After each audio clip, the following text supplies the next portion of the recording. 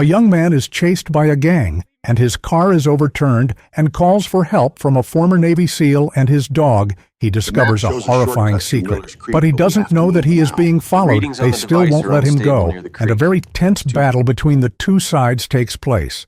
What will happen to the SEAL dog and him? Before we begin, let us know where you are watching from, and if the story touches your heart, subscribe to see more details. Engage! The wind over the Montana mountains was sharp as glass, cutting through the trees like a whisper from the dead. Snow fell in uneven sheets, swirling around the dark outline of a wooden cabin perched on the edge of the forest. Inside that cabin, Logan Hayes sat near the fading glow of a small iron stove, a half-burned log crackling quietly, the smell of pine and ash mixing in the cold air. Logan was a man who carried silence like a scar. His face, square-jawed and marked by faint creases near the eyes, bore the wear of years spent under desert suns and moonless raids. A beard, trimmed close, ran along his strong jawline, streaked with early gray. His hair, once military short, now grew thick and unruly, brushing the collar of his flannel shirt. He had the look of a man who used to belong everywhere and now belonged nowhere. The deep blue of his eyes had dulled with time. Eyes that once measured threat and distance now studied the quiet, the snow, and sometimes the empty wall above the fireplace where 3 medals hung, collecting dust. Near his feet lay Titan, his companion and only remaining teammate. The German Shepherd was 6 years old, large-boned, with a coat of gray and black that shimmered faintly in the light. Titan's ears were erect, alert even in rest, and his amber eyes never lost that soldier's vigilance. A faint scar ran along his flank, a reminder of a mission that ended with more body bags than survivors. To anyone else, Titan was just a dog. To Logan, he was the last heartbeat of a life that had vanished. Every night followed the same rhythm. Logan sat in the dim orange light, the wind outside like distant artillery fire, his mind circling the same ghosts. He saw flashes of sand, felt the burning air of Fallujah, heard the screams over the radio that came seconds before silence. Some nights he'd wake drenched in sweat, Titan's cold nose nudging his arm, grounding him back in the world. But the guilt didn't fade. It only slept beside him. That night, the snowstorm grew worse. The forest howled, and the windows rattled as if the wind were trying to get in. Logan leaned back in the creaking chair, sipping lukewarm coffee, the kind that tasted like burned tin. He told himself he'd sleep early, but the nightmares always waited, patient. Then, from beyond the sound of the storm, came something unnatural, a metallic shriek, the crunch of steel twisting. Then, silence. Titan's ears snapped up. Logan froze, his mind instantly recalibrating. The old instincts, the ones he tried to bury, rose fast. He stood, grabbed his heavy coat from the rack, and slung his rifle over his shoulder. "Stay," he ordered, though Titan followed anyway, paws whispering across the wooden floor. The night swallowed them as soon as the door swung open. Outside, the wind tore at his face, and visibility was barely 10 feet. The forest, blanketed in snow, seemed alive. Branches swayed like figures in the dark. Following the faint echo of the crash, Logan moved carefully down the narrow trail that cut through the pines. Titan padded beside him, nose close to the ground, tail low, every muscle tense. After several minutes, the beam of Logan's flashlight caught the mangled frame of a truck near the edge of a frozen creek. Steam hissed from the twisted hood. A man was slumped over the wheel, blood streaking down his temple. In the back, something moved, a muffled sound, soft but desperate. Logan pulled the door open. The driver stirred, groaning. He was in his mid-30s, hair dark brown, matted with blood and snow. His face, angular but too young to be this tired, was pale under the freezing air. He wore a work jacket over a torn gray hoodie, and his hands, rough mechanic's hands, were bleeding from shallow cuts. Even half-conscious, he radiated a strange, restless energy, the kind of man who'd been running from something long before tonight. "Hey, can you hear me?" Logan's voice was calm, the same tone he'd used for bleeding soldiers. The man blinked, tried to speak, but only coughed. Then Logan heard it again, from the truck bed, a low whimper. He swung his light toward the back and froze. 3 German shepherds, larger than average, were crammed in a steel crate. Their coats were matted, one limping in panic, another baring its teeth through the bars, all 3 with collars still marked with faded military ID tags. The sight hit him like a blade to the chest. "Easy, boy," Logan whispered, cutting through the locks with the hunting knife from his belt. When the last chain fell, the dogs crawled out, trembling violently, their fur clumped with ice. One of them, a dark-coated male with one torn ear, pressed close to the unconscious man, as if guarding him. Logan recognized that look, a loyalty that didn't understand reason or fear. He lifted the man from the driver's seat, grunting under the weight, and half-dragged, half-carried him toward the cabin. Titan circled the group, watchful, guiding the 3 newcomers along the snow path. By the time they reached the house, Logan's hands were numb. Inside, the heat from the stove hit him like a wall. He laid the stranger on the couch, wrapped him in a wool blanket, and knelt beside him, checking the pulse, strong but uneven. Titan sniffed the man's boots, then looked up at Logan as if to ask, "Is he one of us?" Logan poured warm water into a bowl, letting the 3 new dogs drink. They were all German shepherds, but each different in build and temperament.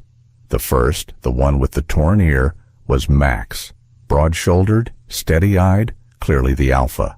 The second, a female with pale tan fur and intelligent eyes, was Luna. She moved gracefully even when limping, alert to every sound. The third, Bear, was younger, lankier, his coat darker, his gaze softer, still carrying the innocence of a dog that hadn't yet seen enough cruelty.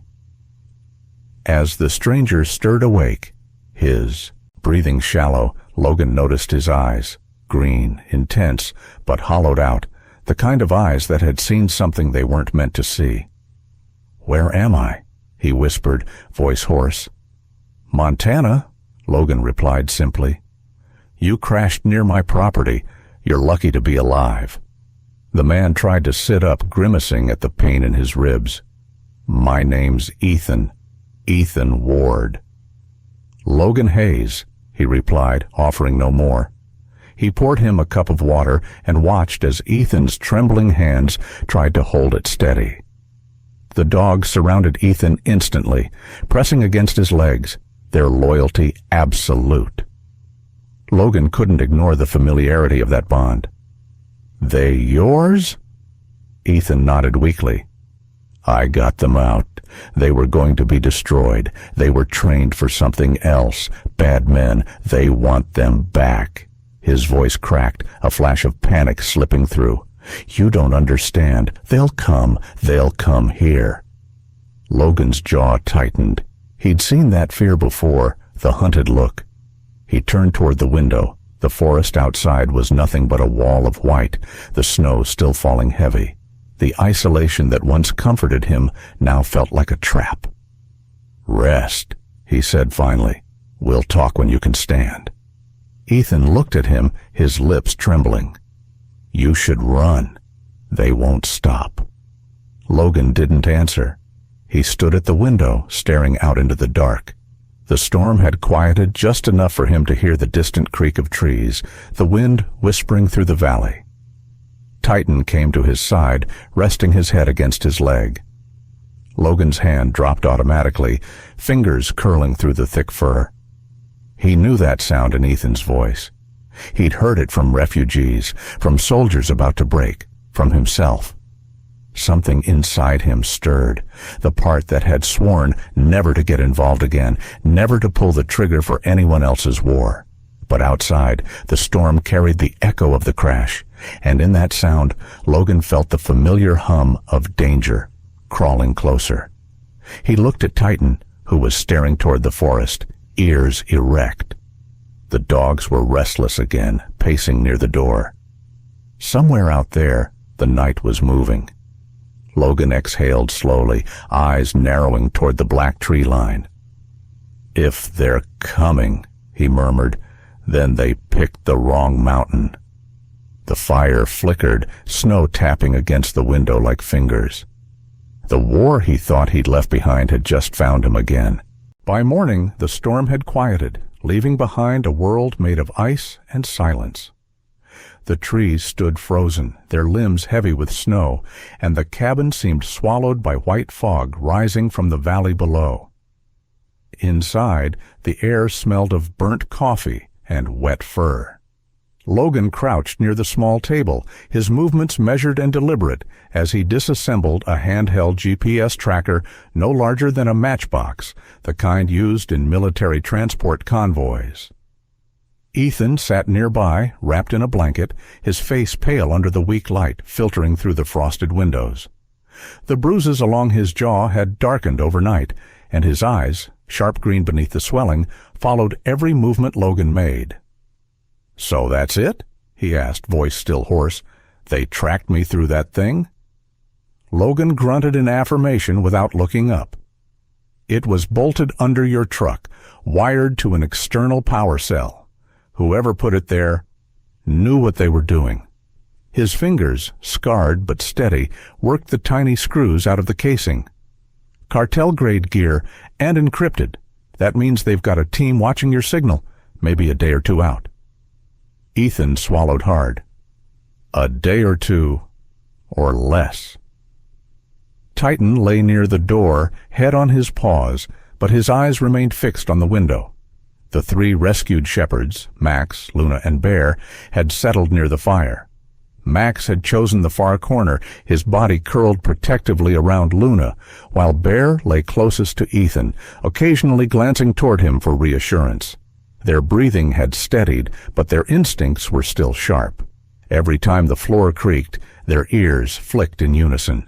Logan set down the dismantled tracker, wiping his hands on a rag. "They'll come. When they do, we'll be ready." Ethan let out a dry laugh. "Ready? You and me against cartel enforcers? They'll have trucks, rifles, drones maybe. You can't just shoot your way out." Logan met his eyes, and the weight of that stare was enough to still him. "I've done more with less." The silence stretched. The wind moaned faintly through the eaves, a lonely metallic sound. Logan stood, rolling down his sleeves and buttoning the cuff of his faded flannel. "You said you worked for them. Tell me everything." Ethan hesitated. His hands tightened around the mug he was holding.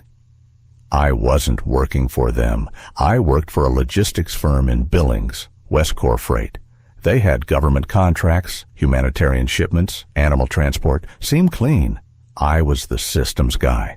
Data encryption, route management, satellite feeds. Then I found records that didn't make sense. Trucks logged as carrying livestock to Arizona, but GPS showed them going south into New Mexico. One shipment didn't come back." He stared into the steam rising from the mug, voice dropping to a whisper. "I checked the files. They weren't livestock. They were dogs, military breeds, sold off the books. To private buyers. I confronted my boss about it. 2 days later, someone broke into my apartment. They didn't steal anything. They left a bullet casing on my table, so I took what I could, grabbed Max, Luna, and Bear, and ran." Logan leaned back against the table, arms crossed. "And now they're hunting you to clean up their mess." Ethan nodded, guilt flashing in his eyes. "They'll kill anyone who knows. You should have just left me there." Logan didn't respond immediately. He glanced toward Titan, who had risen now, pacing near the window. "That's not how I'm built." They spent the next hour reinforcing the cabin. Logan showed Ethan how to secure the shutters with steel brackets, how to scatter broken glass beneath the snow around the perimeter to detect intruders by sound. His movements were efficient, almost surgical, every action driven by habit rather than fear. Ethan followed directions clumsily but with determination, slipping on the icy porch as he carried heavy planks. Around noon, a new sound joined the whisper of wind, a faint mechanical hum. Logan froze mid-step. "Hear that?" Titan growled low, ears twisting forward. They both moved toward the window. Across the frozen ridge, half a mile away, a dark shape cut through the snow, an unmanned drone gliding silently above the tree line, scanning. Ethan's breath caught. Jesus, they're here already? Logan's tone was calm, almost too calm. That's recon. The real ones follow after. He opened a narrow drawer beneath the workbench and pulled out a long black case. Inside lay a precision rifle, matte steel and worn at the edges. He checked the scope, then loaded a single round.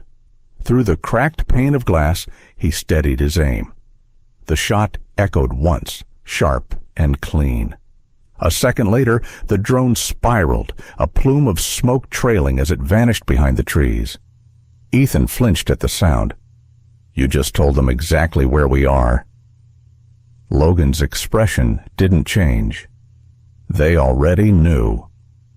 That afternoon, they worked without pause. Logan directed Ethan to dig a narrow trench behind the cabin leading toward the shed, a fallback tunnel covered in snow. He placed motion-triggered flares along the ridge and set 2 snares along the frozen creek. The dogs followed them everywhere. Max, ever watchful, kept near Logan, while Luna darted ahead, sniffing the air as if reading the wind. Bear stayed behind with Ethan, refusing to leave his side. As night approached, the sky turned a bruised purple. The storm had left a heavy silence that pressed on the ears, broken only by the crunch of boots and the soft panting of dogs. Ethan's exhaustion showed in his posture, his shoulders slumped, his breath shallow. He wasn't built for this kind of cold or this kind of fear. Logan noticed, though he said nothing. Instead, he handed him a thermos of coffee when they finally came inside. They sat opposite each, other at the table, the firelight dancing over the walls. Titan rested beside Logan's chair, while Max dozed near the door, one eye half open. For a brief moment, the room almost felt safe. Then, from outside, a faint electronic chirp broke the calm. Logan's head snapped toward the sound. He moved to the window and peered out. On the snow near the truck's wreckage, a red light blinked beneath the ice. Another tracker. He cursed softly, pulling on his coat. "Stay here." "I'm not letting you go out there alone," Ethan protested, standing. "You're not a soldier," Logan said without turning. "I am." But Ethan followed anyway, grabbing a flashlight and trudging behind him. The cold hit like knives. Logan knelt by the truck, brushing snow aside to reveal the small device. Unlike the first one, this was newer, military grade. "Damn," he muttered. "They're adapting fast." Ethan bent down beside him, his breath fogging. "Can we disable it?" Logan's reply was grim. "Not this one. It's pulsing every 30 seconds, transmitting live. They're already moving." He stood, scanning the dark tree line through the storm. "We've got maybe 3 hours before they reach us." They hurried back to the cabin. Logan secured the entrances, dimmed the lights, and loaded every weapon he owned. Ethan watched him move, realizing for the first time that this wasn't just a recluse. This was a man shaped by survival, by violence honed into instinct. When the night deepened, the forest began to hum again, not the drone this time, but engines, faint and distant, threading through the wind. The dogs rose, their bodies tense. Titan let out a low growl, and Logan looked to Ethan. "You said they had trucks?" Ethan's answer was barely audible. "Yes, and men who don't miss." Logan gave a single nod. "Then let's make sure they never get close enough to shoot." He moved to the window, eyes fixed on the line of trees where the headlights flickered faintly. The wind howled across the ridge, carrying with it the smell of oil and smoke. Titan pressed against the door, waiting for the command that would soon come. Logan took a deep breath, his voice quiet but steady. They picked the wrong mountain, Ethan, and the wrong man. Outside, somewhere in the storm, engines roared closer. The hunt had begun. The storm had passed, but the wind still whispered like a warning across the Montana Valley. The sky above the mountains glowed dimly, a bruised gray smeared with moonlight. Logan stood at the window of the cabin, rifle in hand, eyes narrowed toward the tree line where faint red dots blinked between shadows. He didn't need binoculars to know what they were. Laser sights moving closer. His heartbeat slowed, steady and cold. He had lived through worse nights, but this time the battlefield was his home. Beside him, Titan's low growl rolled through the room like distant thunder. The big shepherd's hackles stood high, his amber eyes locked on the same dark horizon. Near the hearth, Max and Luna waited, ears twitching, ready for the command they'd known since the first night Logan had taken them in. Bear limped slightly from his earlier injury, but refused to lie down, pressing close to Ethan's side. Ethan was pale, his breath uneven. The engineer's hands trembled as he checked the pistol Logan had given him, an old Sig Sauer with scratches down the slide. He wasn't a fighter, he was a man forced into a war he didn't understand. But fear had burned away his hesitation. "How many?" he whispered. Logan's reply came low and controlled. "At least 4, maybe 5. Professionals, they're fanning out. Probably think they can corner us." He tilted his head slightly, eyes flicking to Titan. "They're wrong." The night broke open with movement, a flash of light, then the sound of boots crunching snow. One of the Cartel enforcers, dressed in black tactical gear, raised a suppressed rifle. The man was tall, broad-shouldered, with a scar running from his temple down to his jaw, the kind of scar that came from survival, not luck. His name was Rico Alvarez, a former military contractor turned mercenary for the Cartel. He didn't talk much. Violence spoke for him. His breath clouded as he gave silent signals to the others. Behind him, a second man crouched. Miguel Rojas, shorter, wiry, with restless eyes and a twitching jaw. He had the look of someone always half a second away from panic, his right cheek marked by a crude tattoo of a snake. Miguel had grown up in cartel camps, taught to kill before he learned to drive. Fear was part of him, but so was cruelty. The group split, 2 moving left along the ridge, 1 circling behind the cabin. Inside, Logan watched the pattern unfold like a chessboard. He had seen this formation before, years ago in Fallujah, when enemy units tried to flush out his team. He whispered, "They're coordinated. Rico's leading." Ethan peered through the frosted glass, shivering. "You know him?" "I know his type." Logan's voice dropped to a whisper. "Ex-Special Forces, paid killer. That's not a gang raid, that's a hunt." A sudden crack split the night, the sound of a branch snapping under a boot. Titan stiffened. Logan raised his hand silently, signaling positions. Max crept toward the back door, Luna slinked to the left window, and Bear stayed pressed to Ethan's legs, watching. Logan crouched behind the overturned table, rifle ready. Then the first explosion. A blinding white flare erupted outside, setting the snow ablaze in light. The Cartel squad stumbled, disoriented. Smoke grenades followed, filling the air with choking fog. Logan moved like a ghost, 1 breath, 1 shot. The first bullet shattered the silence, striking the lead man's shoulder. He fell hard, screaming. Titan leapt through the doorway, teeth flashing, dragging the second assailant down before he could aim. Ethan ducked as bullets tore through the walls. Splinters rained across the floor. He fired blindly through the smoke, the gun jerking violently in his untrained hands. A shadow moved toward him, a man bursting through the back window.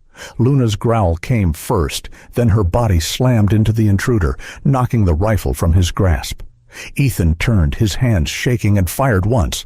The shot hit, not killing but stopping. He fell to his knees, gasping. "Focus!" Logan shouted, reloading. His shoulder burned where a bullet had grazed him, blood soaking through his sleeve. He barely noticed. Outside, Max was fighting one-on-one with a man near the shed. The shepherd's teeth locked around the man's arm, dragging him down into the snow.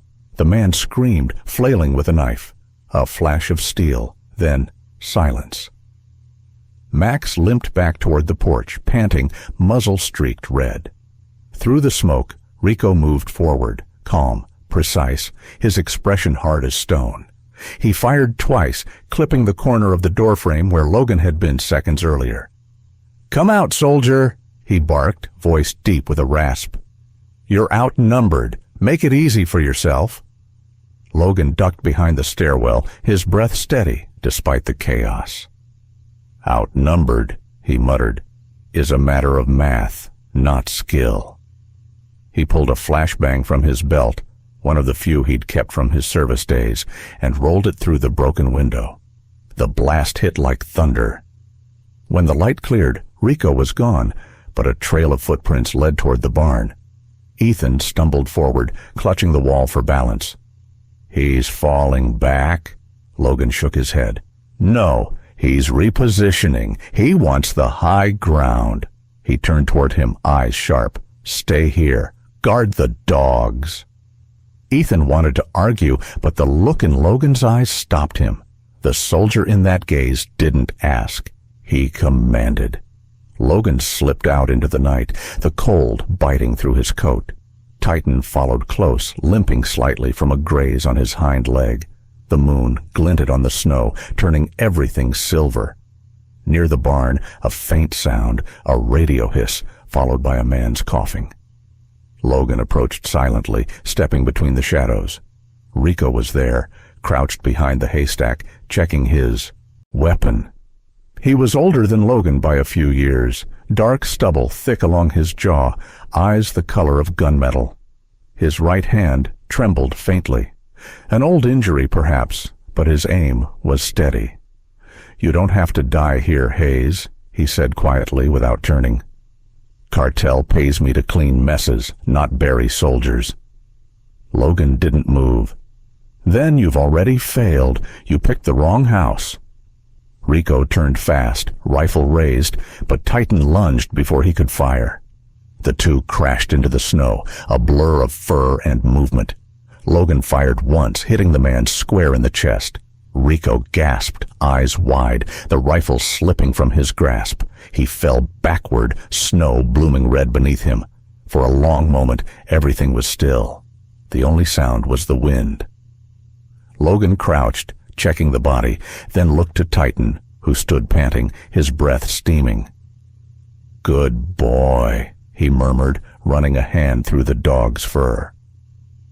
When he returned to the cabin, Ethan was tending to Luna's shoulder with strips of cloth. Max lay near the fire, one paw wrapped, bare resting against him. The room reeked of smoke and gunpowder. Ethan looked up, eyes wide. "Is it over?" Logan closed the door behind him. "For now." He limped to the chair, sitting heavily. "But they'll send more."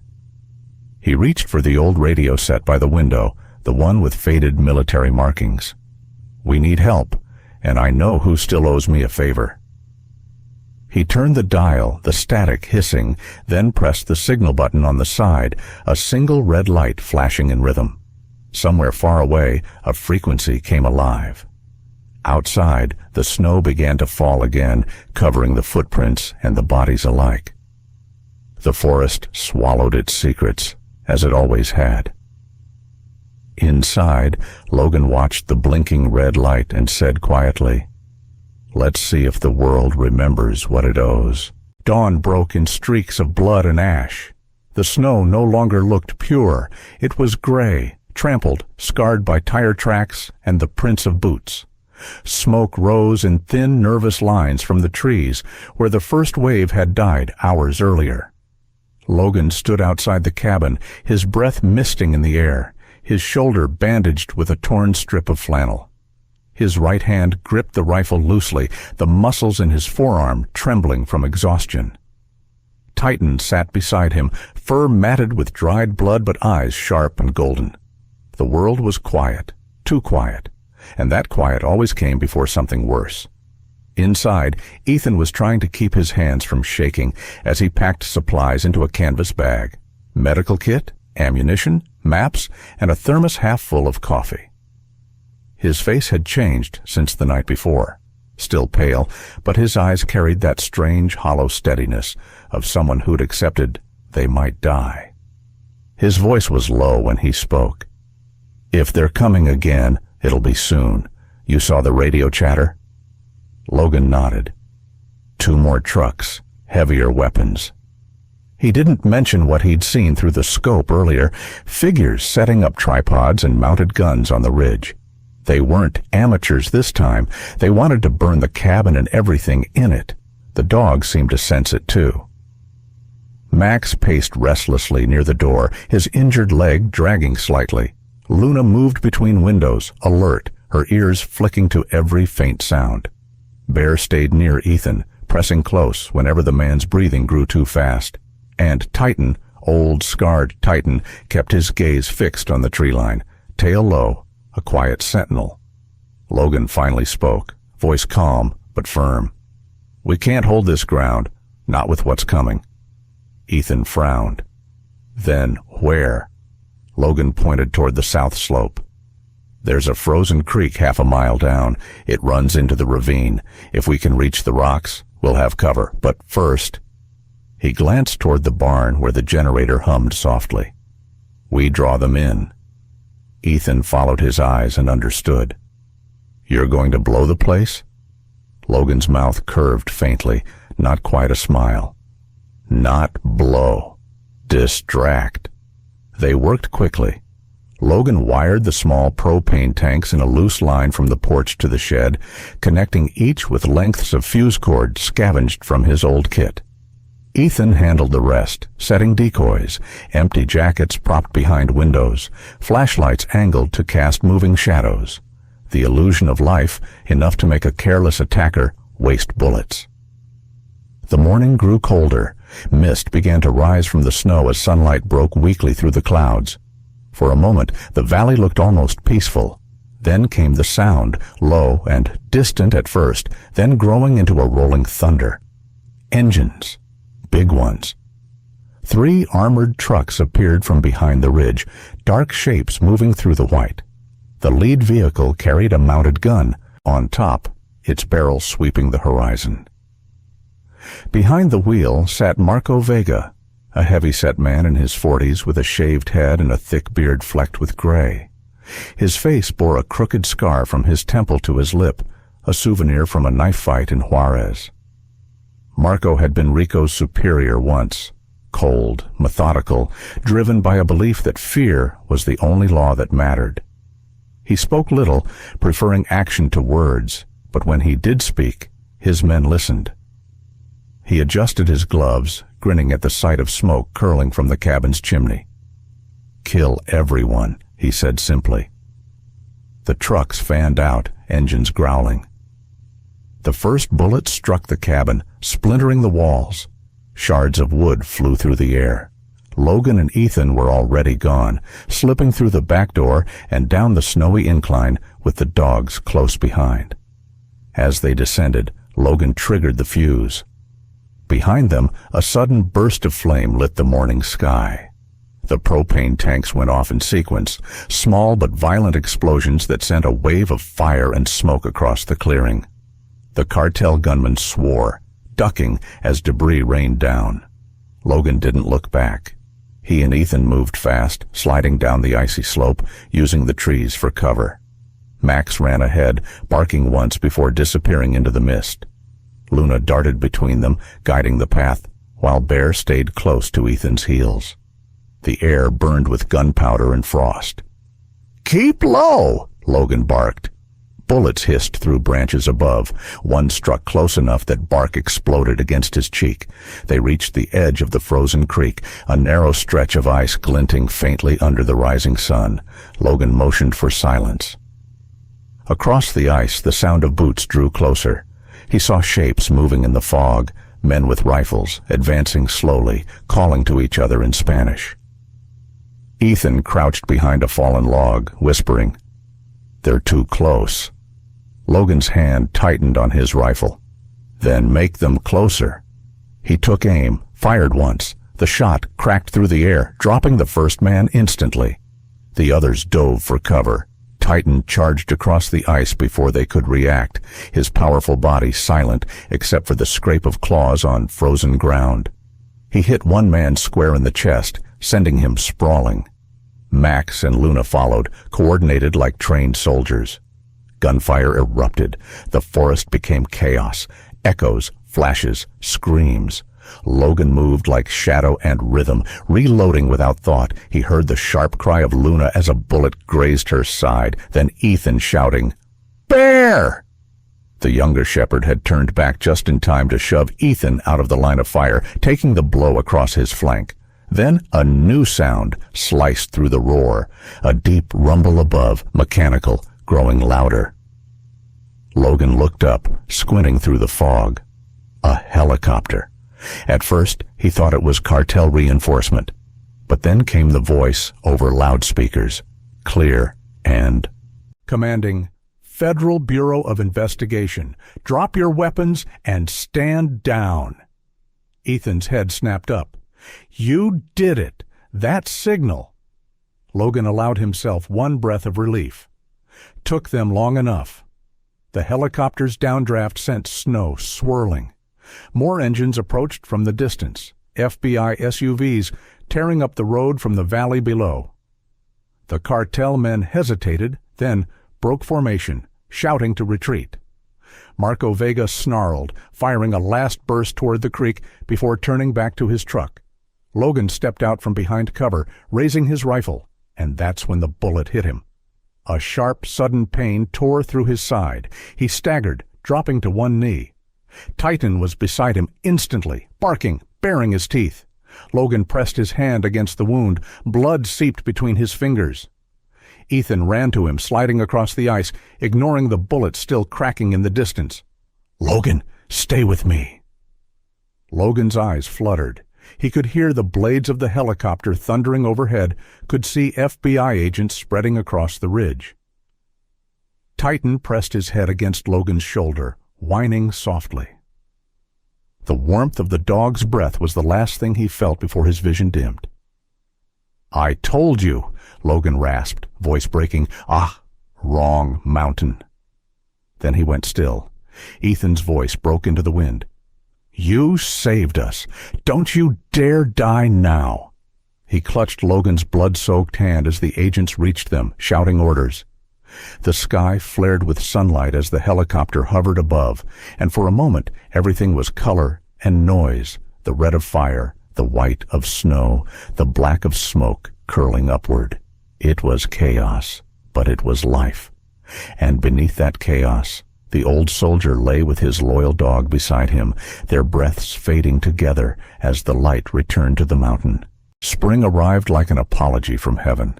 The last traces of snow melted into streams that whispered through the pine roots, and the valley that once echoed with gunfire now hummed with the sound of life returning. The cabin stood rebuilt, not larger, but stronger. The charred boards had been replaced with pale timber, the roof fortified with steel plates salvaged from the wrecks of the cartel's vehicles. A wooden sign hung at the gate, carved by hand. Titan's Haven, for warriors who still fight within. The smell of sawdust and fresh paint mixed with pine resin. Inside, the air was warmer, filled with the quiet chaos of movement, boots thudding, dogs barking, tools clattering. Logan Hayes moved through the open training yard, his limp almost invisible now, though the scar along his ribs burned whenever he bent too low. His hair had grown longer, sun-streaked brown now instead of gray at the edges, his skin roughened by months of rebuilding. Yet the lines around his eyes had softened. The war had not left him, but it no longer ruled him. Beside him, Titan walked with a steadiness that defied the injuries he'd survived. The old shepherd's coat had regrown thick and shining, the silver streaks along his muzzle catching sunlight. A faint scar traced his hind leg, but his gait was confident, tail wagging slightly when passing trainees called his name. He was no longer just Logan's partner. He was the symbol of the place, the guardian spirit of Titan's Haven. "Move the fence another 6 feet," Logan called out to a group of volunteers hauling lumber. "We'll need more space for the agility course." One of the men waved in acknowledgement. Ray Donovan, a former Marine in his late 40s, had a face lined with both sun and sorrow.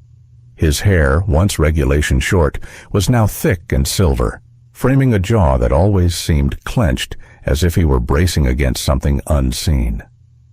Ray had lost 2 men in Afghanistan.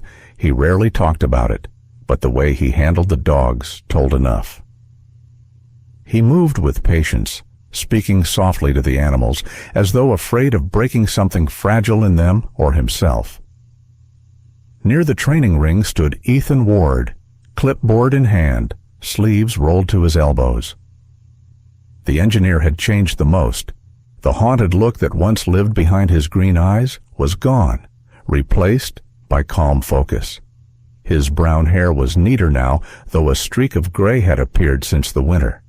He had discovered a quiet confidence here, one born not from running, but from rebuilding. He saw Logan approaching and smiled faintly. "The new recruits are arriving in an hour. One of them's bringing a retired K-9 from the coast." "Good," Logan said. "Titan could use some competition." He glanced down at his dog, who huffed as if understanding. From the small path that wound through the forest came the sound of an engine. A dusty truck appeared, pulling up beside the gate. The driver stepped out.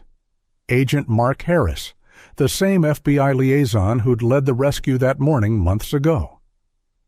He was in his late 30s, tall, lean, with neatly cut black hair, and the kind of posture that never stopped being military. His dark suit looked out of place among the mud and pine, but his expression was warmer than Logan remembered.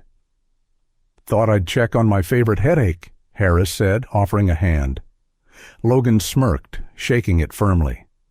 "You mean the one that made your paperwork a nightmare?" "Exactly that one." Harris's grin faded slightly as his eyes scanned the yard. "You've done something good here, Hayes. The Bureau could use places like this." Ethan joined them, handing Harris a coffee from a battered thermos. "It's working better than we hoped. 4 veterans this month, 2 dogs rehomed, and fewer nightmares, apparently." Harris nodded, glancing at Logan. "How about you?" Logan shrugged. "Nightmares don't leave. You just make peace with the ghosts." He looked toward the field where Max, Luna, and Bear were running laps with the new handlers. Max's leg had healed fully, though he moved with a measured pace now, his strength more controlled, his aggression tempered by training. Luna, sleeker than before, sprinted with effortless precision, guiding a new recruit through an obstacle course. Bear, the youngest, rolled in the dirt beside a laughing trainee, his tail wagging furiously. They were no longer survivors. They were teachers. Harris followed Logan's gaze and smiled. "Guess you finally found a mission worth keeping." Before Logan could answer, the sound of laughter drifted from the far end of the yard. A woman approached carrying a large shepherd mix on a leash. She was in her early 30s, tall and lean, with sun-browned skin and auburn hair tied in a messy braid. Her name was Claire Whitmore, a former Air Force medic who had recently moved to Montana to volunteer. Her hands were steady, her eyes bright, but the faint scars across her wrists spoke of darker times. She waved as she drew near. "Morning, boss. The new boy's name is Duke, retired from bomb detection in Kandahar." Duke was massive, nearly 90 pounds of pure muscle, his fur a blend of sable and black. Despite his intimidating build, his eyes were soft, almost human. He sniffed Titan politely, tail wagging once, and Titan returned the gesture with dignified calm. Claire laughed lightly. "He's got a crush already." "Can't blame him," Logan said. "Titan's a legend." As the morning unfolded, the yard filled with life. Commands shouted, dogs barking, laughter echoing off the trees. Harris eventually excused himself, leaving a promise to return with more funding. Claire began demonstrating medical techniques to the new handlers, while Ethan calibrated new GPS collars he had designed himself, ensuring every rescue dog could be tracked safely even in remote terrain. Later that afternoon, as the sun dipped toward the ridge, the light turned gold and soft. Logan stood on the porch with a cup of black coffee, Titan lying at his feet. The smell of earth and rain carried through the air. Ethan joined him quietly, leaning against the railing. For a long time, neither spoke. The world around them was peaceful in a way neither had thought possible. Finally, Ethan broke the silence. "You told me once that seals never leave anyone behind. Do you still believe that?" Logan looked at him, then down at Titan, whose eyes met his with calm understanding. "More than ever," he said, "because some teammates never leave at all." They watched as the dogs played in the fading sunlight. Max chasing Bear through the grass, Luna darting between them like a shadow, and Duke joining the pack with clumsy enthusiasm. The laughter of the veterans mingled with the wind through the pines. Logan felt the ache in his shoulder again, but it no longer hurt the way it used to. It was just a reminder, a scar that said, "You lived." He reached down, running a hand through Titan's fur. The dog leaned into the touch, eyes half closed. The wind carried the faint sound of the creek below, the same place where blood once stained the ice. Now it whispered with life. Logan took a deep breath, the air crisp and new. "Sometimes," he said softly, almost to himself, "God doesn't send soldiers to fight. He sends them to heal." Titan raised his head, ears twitching at the distant laughter. The sky above stretched wide and clear, a canvas of light blue fading to gold. Beneath it, the cabin glowed warm against the green hills, a home reborn from ashes. And in that silence, bound by loyalty and love, Logan knew the war had finally ended, not in victory, but in peace. In everyday life, we all carry unseen wars, grief, failure, or moments when we almost give up. Yet, like Titan's haven, we can create our own sanctuaries, a home, a friendship, a purpose that reminds us we're not alone. Every kind act, every rescued soul, human or animal, becomes proof that redemption is real and love is the greatest form of strength. If this story touched your heart, please share it with someone who might need a reminder that hope still exists. Leave a comment below telling us what this story meant to you, or share your own story of second chances and healing. And don't forget to subscribe to our channel for more powerful stories about courage, loyalty, and the unbreakable bond between humans and their loyal companions. Because somewhere out there, a wounded soul is waiting for a miracle, and maybe that miracle begins with you.